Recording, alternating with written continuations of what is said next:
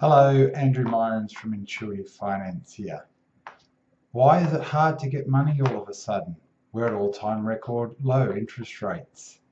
Why is that? Well, in about the May of 2015, our regulators, largely APRA and our other prudential regulators behind the scenes, made a concerted effort to just limit the amount of investor borrowings that was going on because the markets had jumped out of kilter. What I mean by that is around 60% of all purchases, predominantly in Melbourne and Sydney, were being funded by investors, and that was throwing our market out of skew and making it difficult for first home buyers to get in, and even our owner occupiers and upgraders, it was getting harder and harder. The other thing with people going out and getting enormous amounts of money for investment and predominantly doing it on an interest-only basis, the regulators were concerned about the ability of people to repay those debts at some point in time. They're desperate to try and stop a boom-bust cycle. And I guess for all of us, that makes good sense, and none of us want that. So what have they been trying to do? Where are the restrictions come?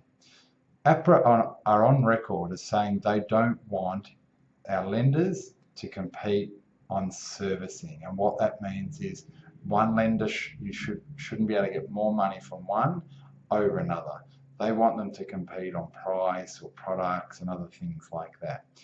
I do worry a little bit about the unintended consequence there, and that could potentially take some of our smaller or predominant investment lenders out of the market, but that's what they're concerned about. There's also a really high focus at the moment on interest-only lending and also people's living expenses. So whilst it might be really affordable for you to hold your money and your debt as it is at the moment, as we speak, that lenders are looking at rates when you do your servicing capacity test at 7 to 8%. A lot of them are around that 7.5% to 8%. That's almost double what we're paying today. Also, what another impact on that is all of a sudden we're now linking your lifestyle expenses to your income.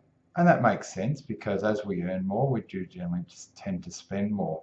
I think there hasn't been enough focus or analysis around the discretionary component of that. But the reality is the more we earn, the more we spend.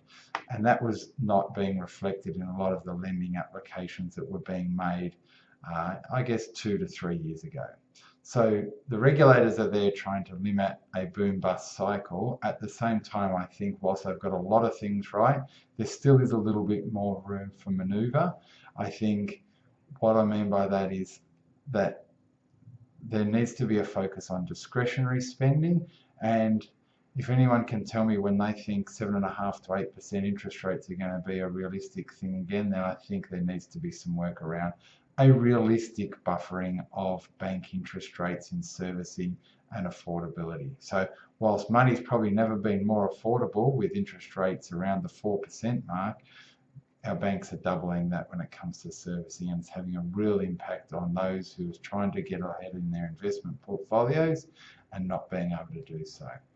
Now, of course, if you want more information or you want to get a second opinion or deal with someone who deals predominantly in these markets, we'd love to help you. So let our multi-award winning team here at Intuitive Finance speak to you soon. Thanks.